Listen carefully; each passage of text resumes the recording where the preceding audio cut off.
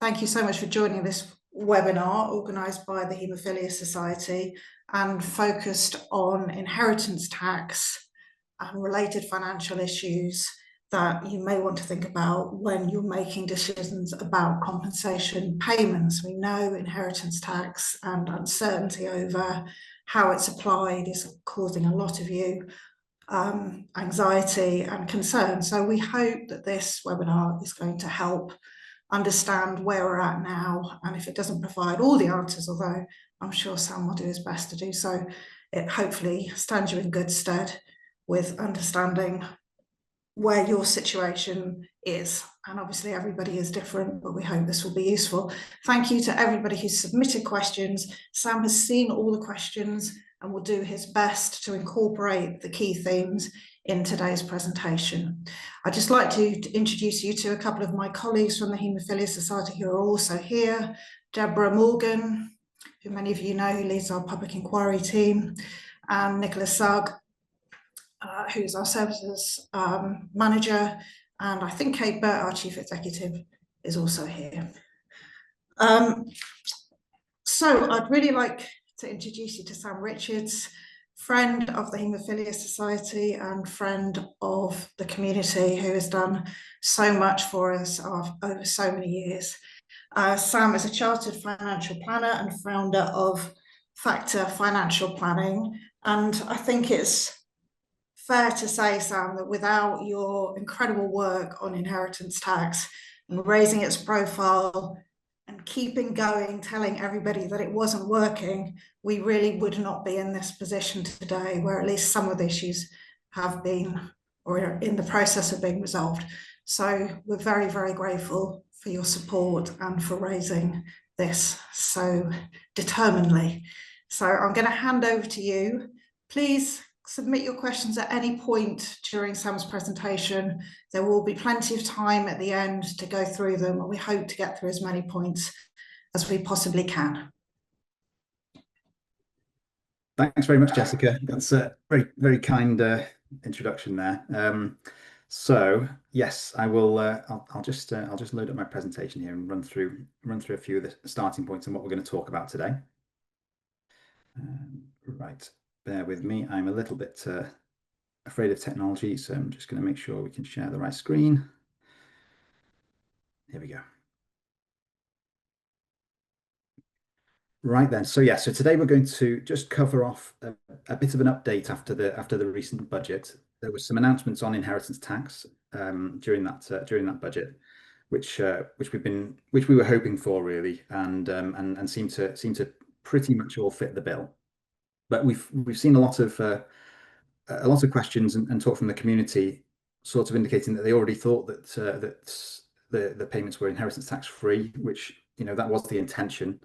So so I just want to run through and we'll talk about what the issues were previously, what's been addressed, some considerations that are still there for people to think about, and also I wanted to just touch on the financial guidance service through IBCA, which is available for individual sessions to address these kind of issues as well. So here we go. So a little bit about myself. Jessica mentioned there. I'm Sam Richards. I'm a chartered financial planner and a fellow of the Personal Finance Society. I'm also a haemophiliac. I've got haemophilia A. And myself and my family, we've been involved throughout the inquiry. We lost my uncle Christopher, my mum's older brother. He was a haemophiliac as well, and passed away in 1990 after being infected with HIV through his blood products. So it's been a big thing for our family going through the inquiry, and I'd founded Factor Financial Planning, which is a financial planning business primarily to support people with bleeding disorders.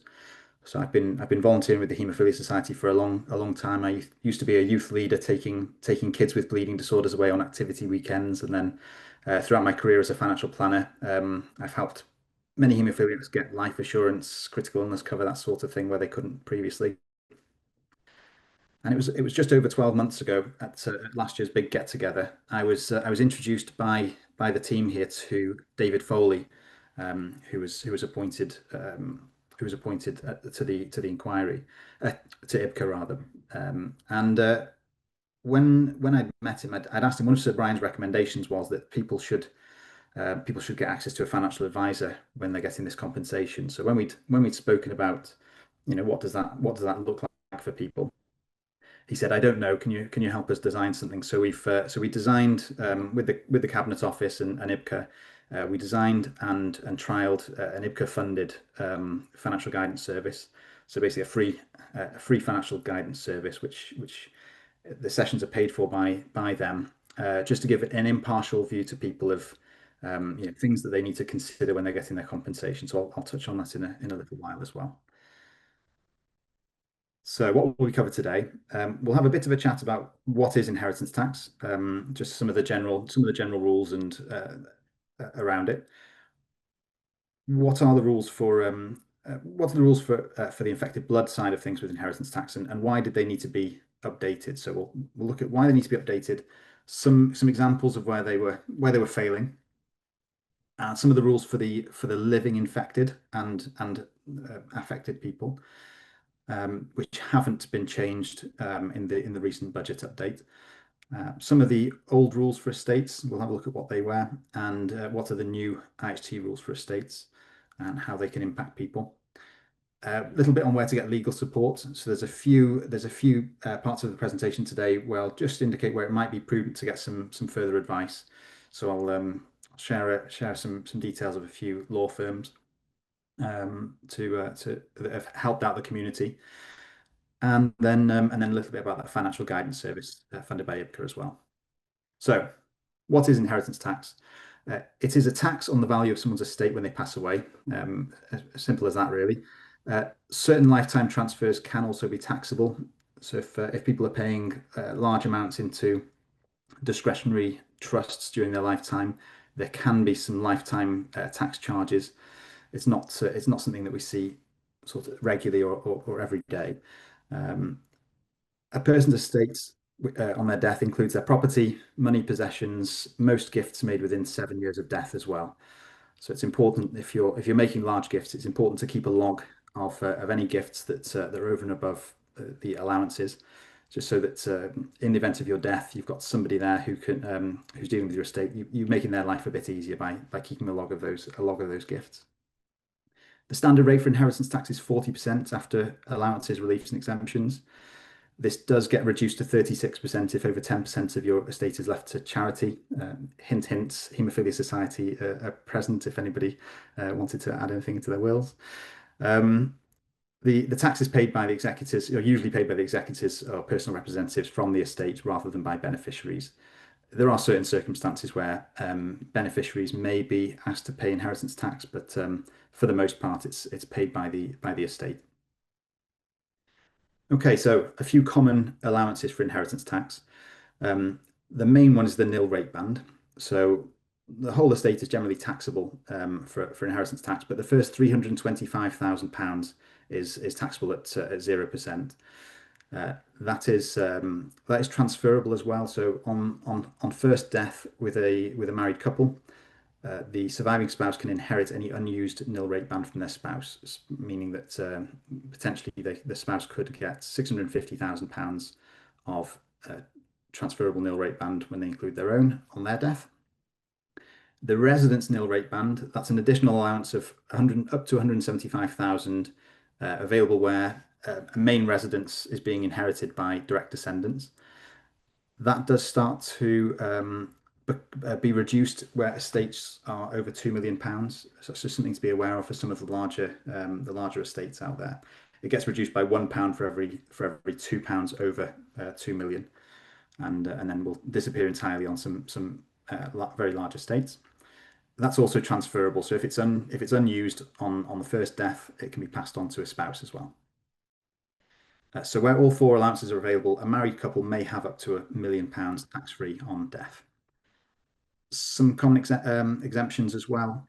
Transfers to spouses or civil partners. So any transfers on death to a spouse or civil partner, no matter how large, and gift during lifetime as well, they're exempt from inheritance tax. Transfers to charity, again, no matter how large, is exempt from inheritance tax. and potentially exempt transfer. So this is gifts made during your lifetime that exceed the usual gifting threshold. Um, they would be not considered for inheritance tax if you've survived 7 years from the date they're made.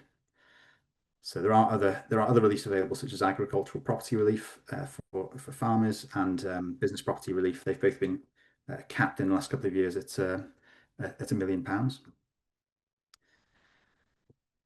Right. So why did the inheritance tax rules need to be updated?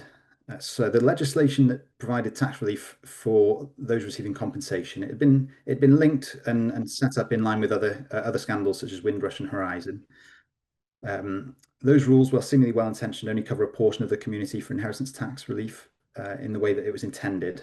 So we've seen that, for most living infected that are receiving their compensation, it tends to work in the majority of circumstances. Their first transfer, certainly if someone receiving compensation, will be free of inheritance tax.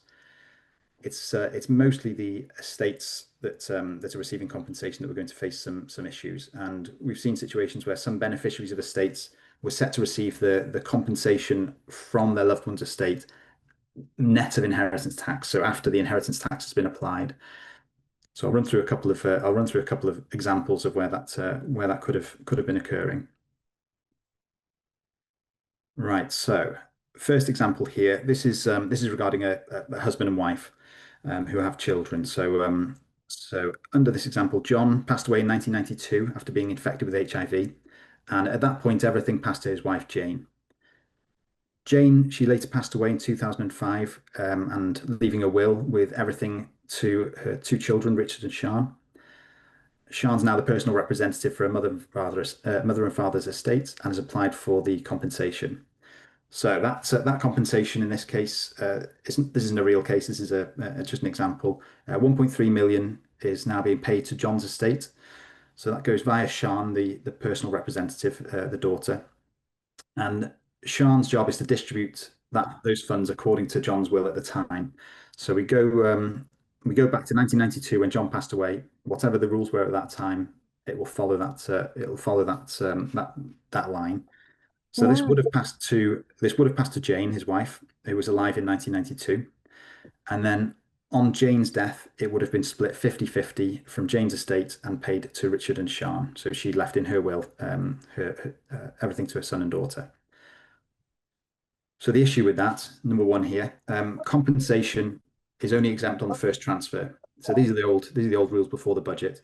So the transfer between John and Jane is classified as the first transfer, despite the fact there would have been a spousal exemption. It uses up the IHT relief. So without the inheritance tax relief on the compensation, it would have been tax free anyway, as they were married. But on passing then through Jane's estate to Richard and Sian, the distribution becomes taxable for inheritance tax at 40%. So the first living person in that situation, Richard and Sian, they would have received the money after inheritance tax would have been paid. Another example here is Stephen. So Stephen passed away in 2005 after being infected with HIV. He was unmarried with no will. At the time of his death, Stephen's mother, Sarah, was alive, and he had two siblings, Ken and Louise. Sarah, his mother, has still since passed away, and Ken, the brother, is now the personal representative for Stephen's estate, but also his mum's estate, Sarah, and he's applied for compensation for Stephen. So again, £1.3 million is paid to Stephen's estate via Ken, who's the personal representative, and he would distribute that according to the rules of intestacy at the time of death for Stephen. So we go back to 2005 when Stephen passed away, whatever the rules were at that time. And because his mum was alive at that point, it would have passed to mum.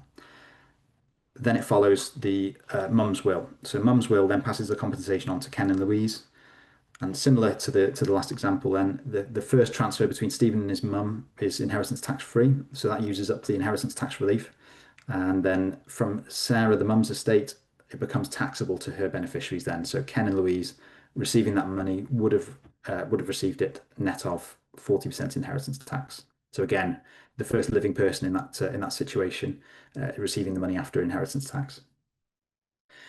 So they were some examples of some of the issues that were being faced by the community, and it's only really with these latest interim payments to estates that we were going to see people starting to face those situations. The previous interim payments had been to spouses of people who passed away, so it didn't fall under the estate's rules. So just to pivot a little bit onto the living infected, and this also applies to the living affected as well when their compensation comes through. So what are the rules and considerations here? And as I said, these rules haven't been changed, but there are a few considerations to take into account. The total compensation, which is made up of the interim payments that have been received previously, usually 310,000, the support payments that are being paid out, so through the infected blood support schemes since the 1st of April 2025, and the final payments, which are coming, the core payments from the compensation scheme. They all attract, when we add them all together, they all attract inheritance tax relief. And that is based on the amount of money received during somebody's lifetime. The support payments there, as I mentioned, the previous, someone had asked a question previously about Skipton Fund and previous ex gratia payments. Those payments, whilst they had relief against, they were paid, they were paid tax free for income tax, and not being taken into account for means tested benefits. They didn't have inheritance tax on those previous schemes. It's only the new compensation since 1st of April 2025 that has that relief. So the relief, it applies to the first transfer on the recipient's death. Where the compensation payment is made to where the compensation recipient is married or in a civil partnership and they have a mirror will in place, these wills may no longer be fit for purpose. Now, most married couples, if they've had a simple will made, they would tend to be written as, that on first death the estate passes to the spouse, and then on second death that money passes to children or further family. That's fine for most people because the inheritance tax reliefs and things, as we discussed earlier, they are inheritable if they're unused. However, the inheritance tax relief that applies to the compensation is not inheritable between spouses. So that means if we have somebody who's received, let's just say, for example, £1.5 million in compensation, if they pass away and leave everything to their spouse, their spouse then might have an estate worth a couple of £1 million or more. If they passed away, even if it was a day later, or even at the same time, if they were younger and they died in an accident together, by passing it to the spouse and then on to the children, it going through the spouse's estate will mean that money becomes taxable for inheritance tax. So it's really important that people review their wills. Make sure that you use a lawyer who has a really good understanding of the infected blood compensation scheme, how it applies, and always make clear to the lawyer that you want to make sure that your children are not paying inheritance tax on the money. So, taking into account both spouses' situations. There is also, I've mentioned this a little bit later in here, but just to touch on it now, there are issues around holding money from compensation if that's held jointly between spouses, or some of the money passed to a spouse during the lifetime. On death, that money is deemed to be in the spouse's estate. And again, if the money is in the spouse's estate, they don't receive the compensation inheritance tax relief. And that could mean that children or further members of the family end up paying inheritance tax on that money. So, and the same rules here apply to affected claims as well, where the affected person is living. Right, so are there any changes to the rules for living affected? No. And other further considerations? Yes. So as all living recipients of their own compensation were already entitled to an IHT exemption, these rules are unchanged. So anybody receiving that has that IHT relief. The biggest risk faced is around that second transfer. So what we were just talking about there. So a transfer to children after a spouse or partner receives the first transfer. So consider getting some advice around will trusts, or setting up a will where some of the money from the compensation goes directly to children, skipping the spouse's estate to avoid that issue. This is particularly important for people who are sort of later in life, and these things might come about a little bit sooner as well. And as I mentioned, holding assets derived from compensation in joint names can cause issues, not just for inheritance tax, but also for benefit exemptions as well. So if we have a couple, for instance, who are on universal credit or some other means tested benefits, whether it's council tax relief or housing benefits, by moving money into the partner's name or holding it jointly, that's deemed to be additional assets for that individual, and that should be declared to the benefits office, and that can affect their benefits. So it's really important to if you do have that compensation, hold it in your name, keep it separate from the rest of your funds that are not from the compensation, because any growth or interest on that money effectively can be offset for the benefits exemptions as well, if it can be proved that it's derived from the compensation. Right. So what were the inheritance tax rules previously for the deceased estates? We've touched on it with the examples. So the compensation will be paid to the estate's personal representatives, who must distribute the estate according to the deceased will or the rules of intestacy if there was no will. So these apply to both the new rules and the old rules. But when the first beneficiary has passed away, the personal representative must follow the chain of representation and the deceased beneficiary's will or rules of intestacy as they stood at the date of death. This process continues until all living beneficiaries have been located and the estate distributed. The inheritance tax rules gave an inheritance tax exemption only on the first transfer. So this is the previous rules before the budget. Where the compensation passed through more than one estate, it would start to become liable to inheritance tax before a living beneficiary received the money. This is because it would become ordinary property following the first transfer and treated like any other asset for inheritance tax. So you may have heard of this on various groups and things referred to as the secondary transfer issue. Okay, so assets inherited were, as mentioned, treated as ordinary assets without the IHT credits on the beneficiary's death. So if you were inheriting the compensation from a deceased estate, it's the IHT credits wouldn't be inherited with that. Deed of variation is a 2-year deadline. So ordinarily, if someone passed away and you wanted to reject the compensation and let it pass on to the next person in line, there's a 2-year deadline from the date of death. So that can't be used in most circumstances for people involved with infected blood, because most of the deaths happened more than 2 years ago. Lifetime gifts from compensation would fall under the potentially exempt transfer rules. So that's the 7-year rule. And beneficiaries, often maybe elderly or in care, want to pass that compensation on to children, but they're restricted by, again, that 7-year rule and the fact they couldn't do the deed of variation previously. What are the new rules? So now we've got some quite clear rules for the estates. The first living recipient of compensation received from an estate will now also inherit the relief for inheritance tax and means testing for benefits and care costs. So this is a big jump forward. It means that even no matter how many estates the compensation money goes through, there won't be inheritance tax along the way. And the first living person or persons who receive that, they'll get proportional inheritance tax relief based on the amount that they've received. If they're claiming benefits, or if they need to go into care, that money cannot be taken into account for that means testing. And again, keeping that money separate so that it can be tracked that money has come from the compensation is a good idea. Deed of variation, still not an option, but they've introduced a new 2-year gifting period. So 2 years from the compensation being paid to the first living recipient. This allows people to make qualifying gifts. So qualifying relates to the IHT relief. So qualifying gifts of the compensation, and that will pass on the full benefit of the tax relief and the protection against means tested benefits. That'll be passed to the person they make the gift to. So it's the same as in effect as doing the deed of variation, and you can choose who you make that gift to. The gifts from compensation within the 2-year period will no longer fall into the potentially exempt transfer, the 7-year rule. So you don't need to survive for 7 years after making the gift in order for that to be inheritance tax free. We just had an update from the Cabinet Office this week.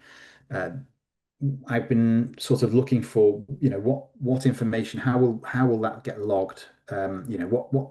what proof of those gifts, what information needs to be kept hold of to make sure that make sure those future reliefs can be applied. We're waiting for further guidance on that, but this is from one of the explanatory notes in the Finance Number 2 Bill, Clause 74. So this is the Finance Act that's going to be put in place next spring. The government will also lay regulations to ensure that the first living recipients can gift some or all of their compensation payment without an inheritance tax charge. If the compensation payment was made before the 4th of December 2025, the first living recipient will have 2 years from the 4th of December to make any qualifying gifts. If the compensation payment is made after 4th of December 2025, the first living recipient will have 2 years from the date of payment to make any qualifying gifts. And this, I've underlined this, but this is the important part. Any such qualifying gifts should be recorded in writing and signed by the first living recipient. So it's really important that you document those gifts, sign it. The person who makes the gift should sign that to make it clear that that has been given and it's all official. There may be further guidance on that when the actual Finance Act is in place. I'm sure there'll be some kind of updated guidance, but this is a good record at the time and signed. I would date that piece of paper. Make sure it's got who the gift is made to clearly. I would add their address, date of birth, as much information as you can about them at the time, and so the date of the gift, the amount of the gift, who it's from, who it's to, and make sure you sign it. Okay.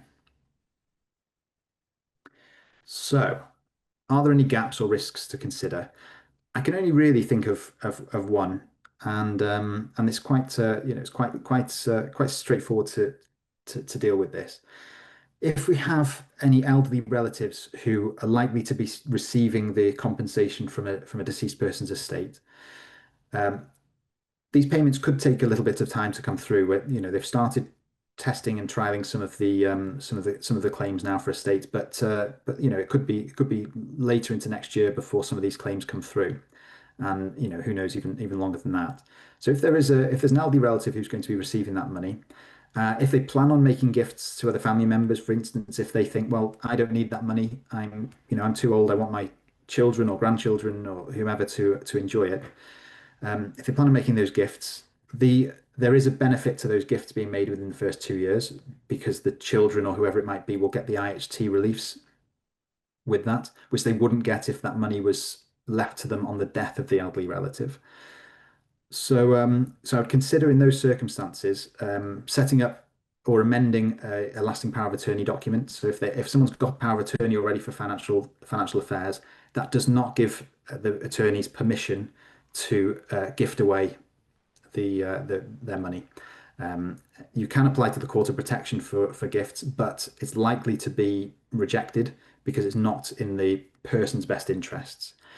So I'd consider speaking to a lawyer, getting a new power of attorney in place for finances, which explicitly mentions the fact that this compensation is coming and they wish to make that gift when that compensation is there.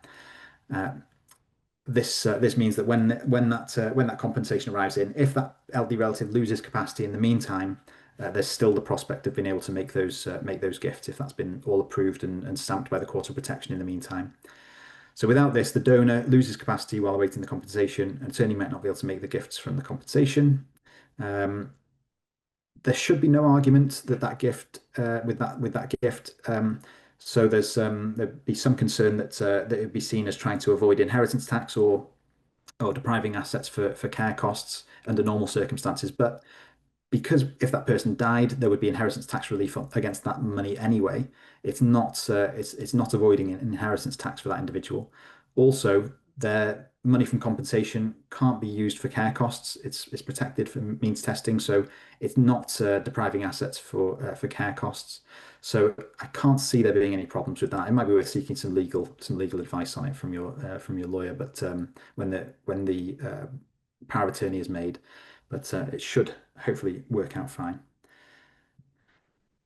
So some law firms with experience in helping the community. So the inquiry law firms obviously have been helping out with the inquiry. There's Thompson's up in Scotland, We've got Lee Day, who I don't believe have private client services for wills and things. I'm not sure about some of the others.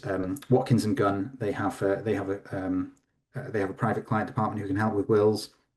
Milners, they've helped some of our contacts.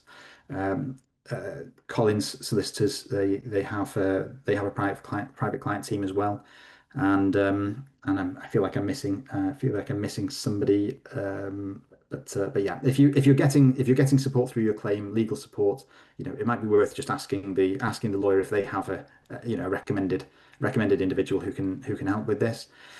Other solicitor firms that I've just personally come across and who have helped out, BTMK solicitors in Essex, Adam Fleming, who's not a private client lawyer himself, but has a team of private client lawyers. He's a haemophiliac who's been very, very involved with the Haemophilia Society and supporting the community. They're a really, really good firm, and again, with the help they've given to the community, I think I highly recommend them. Circuit Law, Jade Garney, you've probably heard of, most of you. She's been absolutely probably the most important person out there in terms of getting these inheritance tax rules updated and changed. She didn't have a connection to the contaminated blood community before, but she kind of picked up on the issue with one of her clients, and as the chair of the Association of Lifetime Lawyers, she's really pushed that forward.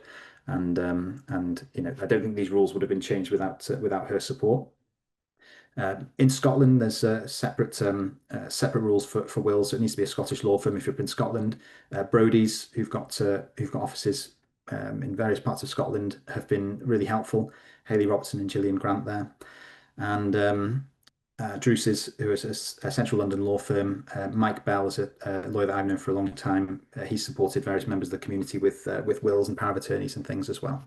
So I wouldn't have any hesitation in recommending any of those individuals. But if anybody needs any support with local law firms or other law firms, if you'd like to invite myself or members of our team to speak to any local lawyers to make sure that they understand the rules, please feel free to get in touch about that as well. So I'll just leave that up there. If anyone, I haven't put their contact details up there, but if anyone wants to take a photograph or anything of those, then please do so now. I'll just move that on in a second.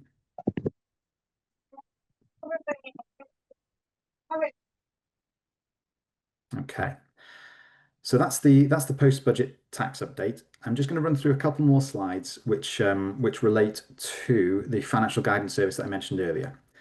So obviously a lot of the information here is very specialist when it comes to the infected blood side of things, and it's really valuable, I think, to get some impartial guidance on that.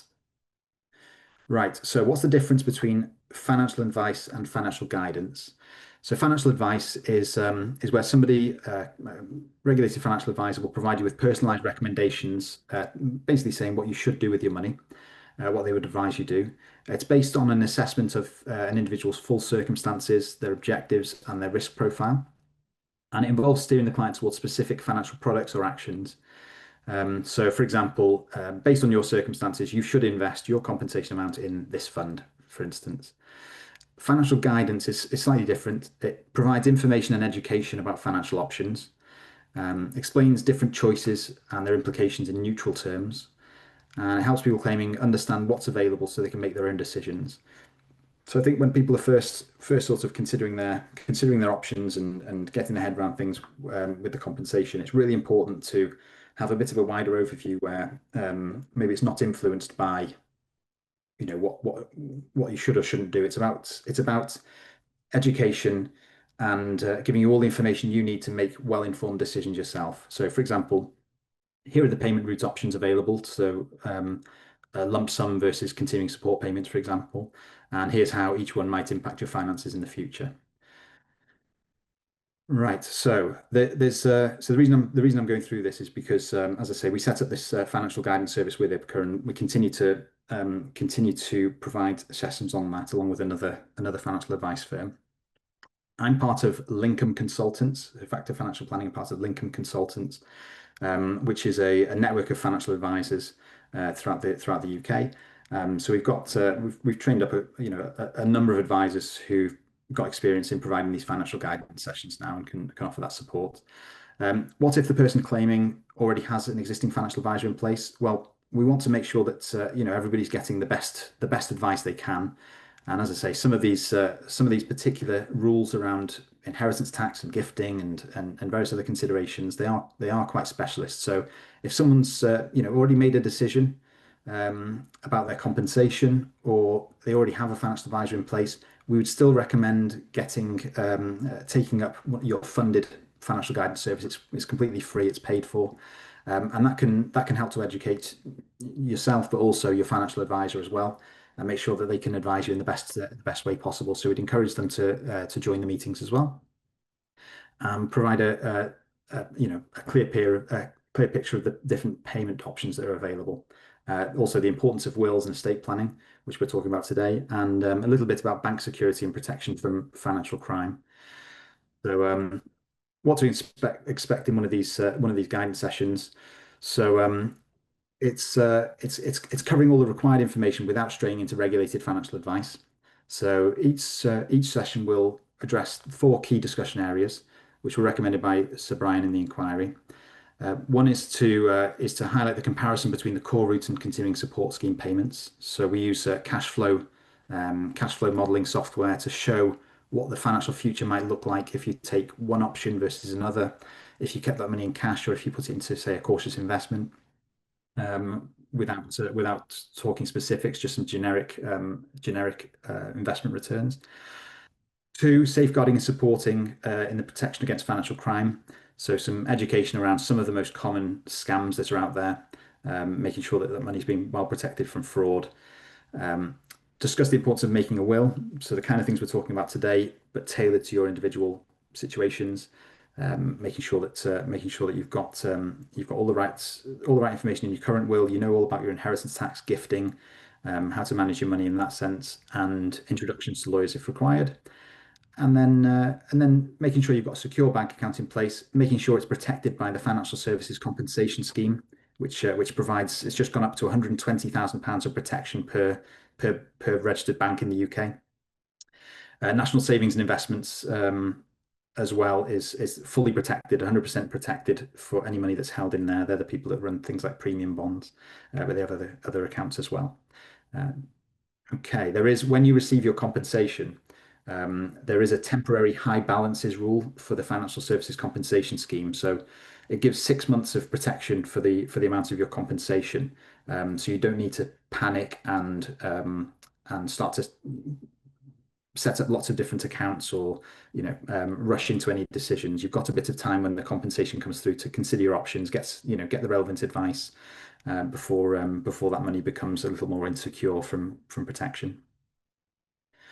So what is cash flow planning? There's a few example pictures there of what that might look like. So the 4 different scenarios, you can sort of see over the course of your lifetime what your savings may reduce to or may look like, if that's in cash, or if you carry on with your support payments or take the lump sum, that sort of thing. So it gives a clear picture of what the financial situation could look like in the future. It helps people understand the impact of the different settlement options, and highlights potential shortfalls or surpluses so you can plan ahead. So it's just about giving you confidence to make informed financial decisions. There is an element which I just want to point out that the claim managers don't necessarily tell you about, and it's not included on the offer letters that come through. Now, this is relevant for any living infected people who are getting their compensation. With the adjusted lump sum, the continuing support payments, if people take up that route and they died in the early years, so they have the smaller lump sum, their estate would receive a top-up payment under something called Regulation 79. So their future care and future financial elements of their compensation would be paid to their estate, less any ongoing support payments they've had since the 1st of April 2025. So that can impact the decision making of people, and if they're not aware of it at the time, then it might cause people to choose the option which isn't necessarily the best option for them. So it's really important to understand that, and I would encourage anybody to take up the free financial guidance sessions that are available.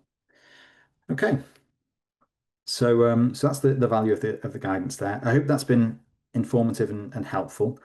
And I've heard pinging away, so there might be a few questions to take. I'll just leave that up there for a second as well. It's got some contact details if anyone wants to take a photograph of that.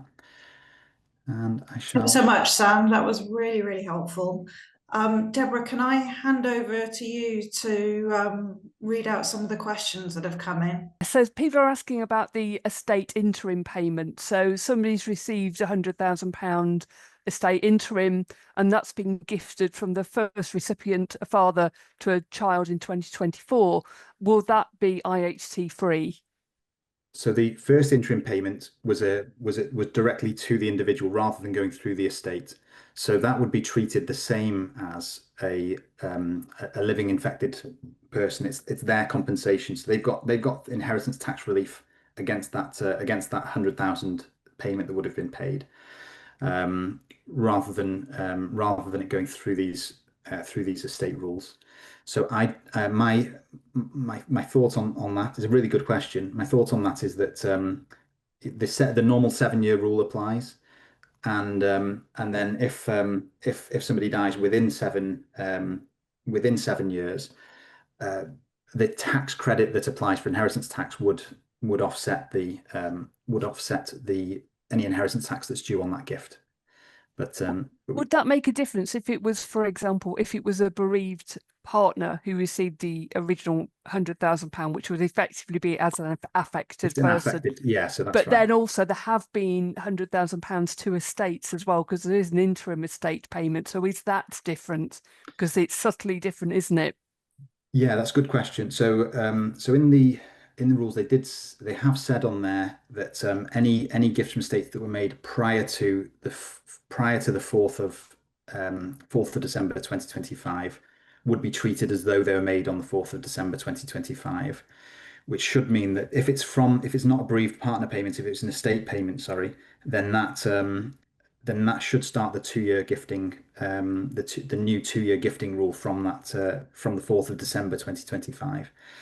So yeah, that's a good distinction actually. Lovely. Okay, thank you.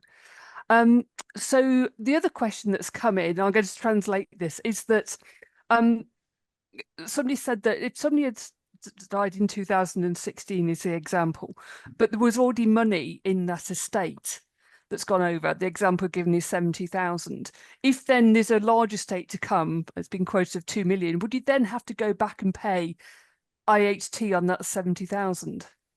Because that's not compensation money. No, so the 70,000 that would have been dealt with at the time, and if that fell within the normal allowances, the nil rate band, for example, then that wouldn't have had, if it didn't have tax on it at the time, this won't increase the tax on assets that were included in the estate at the time. And any new money that's going in there from the compensation, that's going to be treated as new money, and it does have the inheritance tax relief on that payment now. So there shouldn't be any new inheritance tax on any of this money. Yeah, and I think it might be worth saying here as well that there is a list, I think there's a link on our website as to what the inheritance tax allowances were for all of the dates going back to the 1980s. So if people want Brilliant. to check that, there is a link on our website. We'll perhaps have a look, Jessica, as to exactly where that is, but I know we put that up originally. Yeah, so if people want to check that. So there's one here talking about the mechanics of IHT, and I think this is to do with if people bought assets with the compensation, does that have to be tracked? If you buy something and perhaps it accrues money, if it's an asset, say, I don't know, perhaps art or something else that might go up in money, how do you do that? Do you have to track that? So for inheritance tax purposes, no. Okay. The inheritance tax relief is purely based on the amount of compensation received. So it doesn't matter what you do with it afterwards. If you, for example, if you went to the casino and put it all on red and it came in black, then and you lost all that money, you'd still have the full IHT exemption to put against other assets in your estate. It doesn't need to be linked to the compensation at the time of your death. It's purely based on what you've received. Okay, that's excellent. So I'm just scrolling down, just catching up with the questions. So yes, obviously this will be recorded and available, the presentation. So don't worry, everybody. We can, we can do that. I can't see anything else. Estate interim payment, we've covered that one. If anybody's missed that, you can go back over that. Somebody's asked, how do we arrange a financial guidance session? Do we contact you, Sam? So you can contact your claim manager. So when the financial guidance sessions become available when you get your offer of compensation. So your claim manager should point you in that direction and offer that. Sometimes it's talked about at the very beginning of the process, and then a few months can go by and it gets forgotten about. So it's really important to just if you've had compensation, even if it was 12 months ago, you can still have that financial guidance session now. There's still relevant information in there. So speak to your claim manager, let them know that you'd like that service. As I say, there are a couple of companies to choose from for that service. There's Lincoln, which is the company that I'm part of, and there's another company called Edale. And there may be other companies in the future who join that process as well. So if anybody wants to request a session with me specifically, you can do that. You can ask your claim manager that you'd like a session with Sam Richards, and they should know how to link you up with me. But it's through Lincoln Consultants is the option to choose on there. You can also contact me. You can send me an email and include your claim reference number and who your claim manager is, and we can also email them on your behalf and say this person's contacted to say they want a guidance session. We can get that set up. Okay, thank you. We've had a couple of other questions coming in the meantime. Somebody said that they've already paid back inheritance tax. I don't know if you can read this one. It says it's from in the chat. And they want to know whether they can actually claim the IHT back on 100,000. Let's have a little look. So, okay. So this is okay. So yes, the short answer would be yes. That should be able to be claimed back. I don't know what that process would be, but we can if you want to email me with the details, I'm sure we can get you put in touch with the relevant people who can assist with that. And for those who can see it, Sam, Jessica just put Sam's email into the chat as well, so you can copy it down from there. Somebody said, what about the interest? I'm presuming it is interest on actual compensation rather than inheritance tax, but I know we did have some questions about that. So since we've got a couple of minutes left, perhaps you talk a little bit around that. Yeah, no, I know the question there. So so the compensation, when the compensation is received, it's received free of income tax, capital gains tax, and inheritance tax. The income tax and capital gains tax, all that means is you don't have to declare that money as an income, as a capital gain on there. Now, as soon as that money is in your control, then if you've got interest on there, if you've got capital growth, if you buy a property and you rent that property out and get rental income, for example, any of those incomes or capital gains are taxable once that money's in there. So so that's just important to be aware of. There's no relief. It just gets treated like any other money. If you have benefits, means tested benefits, again, it's important to just keep keep that money separate. Any interest that comes that's derived purely from that compensation money, as long as it can be shown that it's derived from there, then that should be offset for means tested benefits as well. I hope that answers your question. Yeah, it sounds like I think everybody needs to keep a good track of everything. I think is your advice, isn't it, Sam? That yeah, need to be a little bit aware. I can't see any other questions. Anybody else? Anything? If anybody wants to put their hand up and ask direct, we do have a couple of minutes. But obviously, do take into account that this is being recorded, so we will hear you. But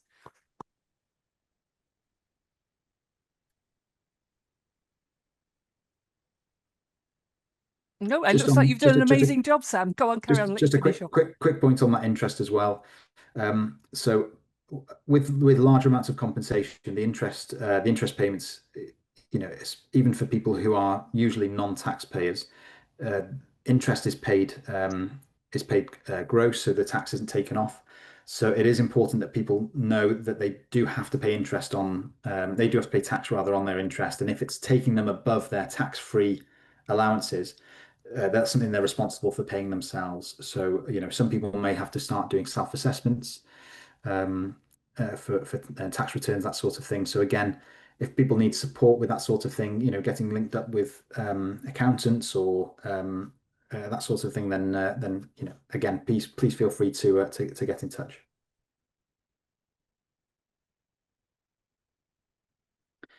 I've just seen a question come in about templates with gifts.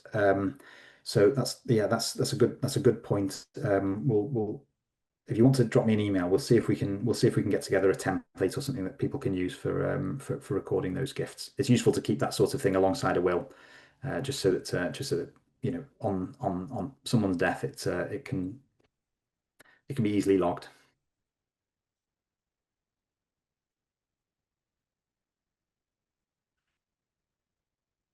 Yeah, I think anybody that's coming through with I can see there's more questions on individual circumstances. It might be worth sort of perhaps just dropping us an email rather than going through individual circumstances on here tonight, especially because we're recording. So I'm just going to answer one question that's come in here. Yeah. So we have covered it, but may have been missed. So someone who's a secondary transfer as their brother's estate claim will be paid via their father's estate. So you will now, as the first living recipient of the compensation, you will get full inheritance tax relief, not just on the money that's being paid to you, but on your death. You would get full inheritance tax relief based on the amount that you've received. You'd have relief, protection against means tested benefits based on that amount as well. And if you decided to, you could gift away money within the first 2 years. Keep a log of that and sign a letter to sign a note to say how much you're gifting away and who it's to, and they would receive the inheritance tax relief on that money and protection against means tested benefits. Yeah, excellent. And somebody just asking for clarification that if you do buy a property and rent it out, yes, you do pay tax on the income that you come in, don't you? Like Yes. Anybody would do. So Yeah. Yes, and you would have to do a self-assessment probably. Someone's just asking how the inheritance tax relief works. Do you have to note this when providing the probate information? Yes, you do. There's inheritance tax forms, and the exemptions will need to be applied for on the inheritance tax forms. So it's really important that whoever your executor of your will is understands that you've had this compensation. So I would always say keep a copy of the offer letter with your will. Keep a note of that alongside any gifts that have been made, etc. And you're making someone's life a little bit easier when you do that. So making sure that again the lawyers understand when they're making the will that you've got this compensation and the way the inheritance tax relief works. And family members, I know sometimes we have family members where people have kept things very private and they haven't necessarily told children about their infected status. But again, it's really important to make sure that their families, if their children are the executors, that they are aware of these things so that they can apply for those reliefs on the forms. And at that somebody point, was just asking for on affected compensation. Is that IHT free too? Yes, it is. Yeah, affected compensation will be treated just the same as the infected compensation. So you'll get the inheritance tax credit based on that amount. Great, lovely. I think that's it. All the questions that have come in from anybody. I'm sure there may be things that people think of afterwards, but it might be worth having a look at this. We get it on the website just for clarification. Thanks, Sam. I'll hand over to you, Jessica. Yeah, thanks very much, Sam. You can see there's lots of appreciative messages coming through. So really appreciate you giving up your time and giving us so much guidance. I appreciate it. It is really complicated and it can feel a bit overwhelming, but there are a lot of people here to offer you support, and we at the Haemophilia Society are here to listen and help as much as we possibly can. And although we're obviously not financial experts, we will always try and point you in the right direction and give you as much support as possible. So please don't feel overwhelmed by this. We'll get through it. We will work it out. And hopefully that means everybody will get the full amount of compensation that they are entitled to. So thanks so much for joining us tonight. As we've said a couple of times, this is being recorded. We will need to just go through it beforehand and make sure no confidential information or images are visible. Once that's fine, it will go on our website through our YouTube channel. So that link will be emailed out to you, or give us a call if you can't find it, but please give us a couple of days just to sort that out. We will distill in written form on the website the main points that Sam has made, and perhaps, Sam, we could talk to you about that information log, and maybe if there is a template we could share that as well, which I think will be useful to a lot of people. So yeah, plenty more information to come, but hopefully that's a useful start. So thank you so much for joining us tonight. Bye-bye. Thanks.